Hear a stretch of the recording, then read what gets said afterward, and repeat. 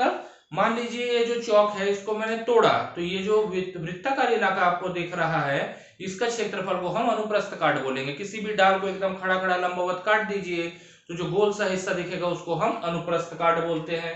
तो ये ए उसी का क्षेत्रफल हो गया, और Vd जो है ये हो गया इलेक्ट्रॉनों का अनुगमन वेग। तो ये हो गया विद्युत धारा I और अनुगमन वेग Vd के बीच का संबंध। ये फॉर्मूला आपको याद होना चाहिए क्योंकि न्यूमेरिकल हल करने के लिए आपको ये काम आएगा। और इसके अलावा ये फॉर्मूला आपको डिराइव भी करने आना चाहिए जैसा मैंने यहाँ पर बताया। एक और देख लेते हैं, धारा घनत्व और अनुगमन वेग के बीच का संबंध। धारा घनत्व आप जानते हैं J से प्रदर्शित होता है। धारा घनत्व होता है धारा बटे क्षेत्रफल। किसी चालक के एकांक क्षेत्रफल से प्रवाहित होने वाले विद्युत धारा को ही धारा घनत्व कहते हैं। I का मान रख देते हैं, यहाँ पर आ जाएगा NeAVd बटे A और एक कट गया तो धारा घनत्व J का मान आ गया NeVd। ये हो गया अनुगमन वेग Vd और धारा घनत्व J के बीच का संबंध।